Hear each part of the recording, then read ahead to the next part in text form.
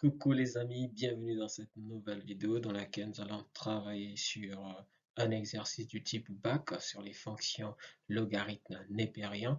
Et alors, nous sommes de retour sur Numéo afin de préparer le brevet ensemble, de préparer le BAC ensemble. Donc, attendez-vous à plusieurs contenus. À nous revoir à tout à l'heure.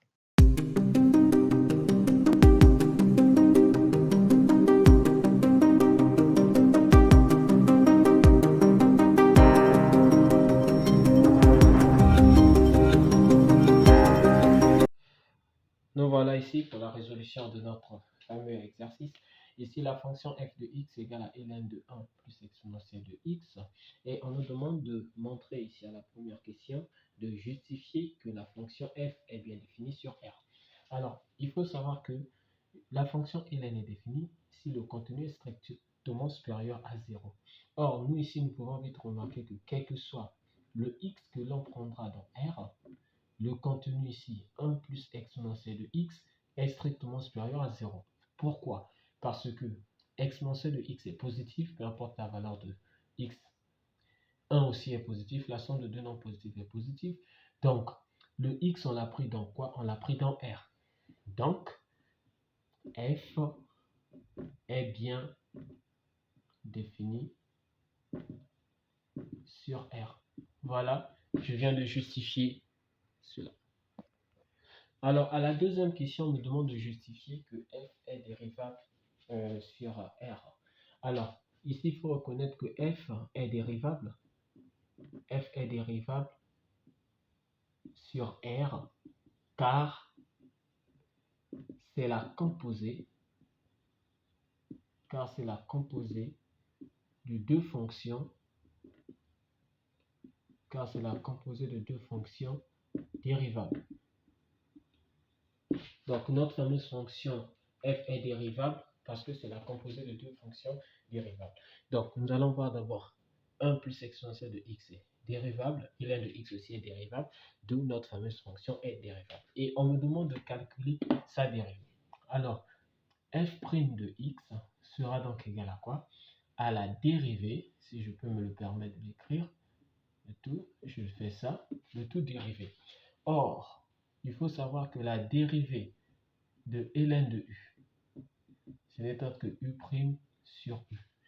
La dérivée de ln de u, c'est u' sur u, avec u, c'est 1 plus exponentielle de x, et u', c'est quoi? La dérivée de 1, c'est 0, et la dérivée de exponentielle de x, c'est exponentielle de x. Donc, f' de x sera donc égal à quoi? U', c'est exponentielle de x sur 1 plus exponentielle de x. Voilà notre fameuse dérivée. Alors, pour la troisième question, on nous demande de dresser le tableau de variation de R, de f sur R. Donc, premièrement, on va voir avec la dérivée. Notre dérivée ici, c'est f' de x qui est égal à exponentielle de x sur 1 plus exponentielle de x. On peut remarquer que quel que soit le x que l'on prendra dans R, la fameuse fonction dérivée, notre fameuse dérivée est strictement supérieure à 0. Pourquoi? Parce que 1 plus exponentielle de x est strictement positif, exponentielle de x aussi est strictement positif, et le quotient de deux nombres positifs est positif, d'où notre dérivée est positive. Deuxième chose à faire pour le tableau de variation, je dois connaître les limites aux bornes de notre ensemble de définitions. Or, l'ensemble R, c'est l'intervalle de moins l'infini à plus l'infini.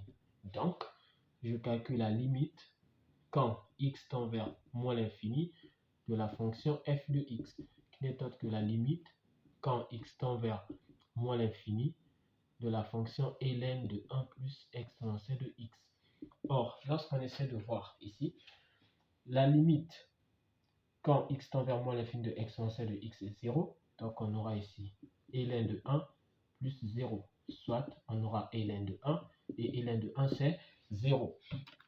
La fameuse limite quand x tend vers moins l'infini, ici c'est égal à quoi? À 0.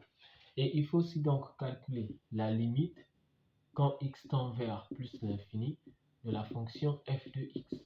Alors ici pour la fonction quand x tend vers plus l'infini, on aura la limite quand x tend vers plus l'infini de ln de 1 plus exponentielle de x.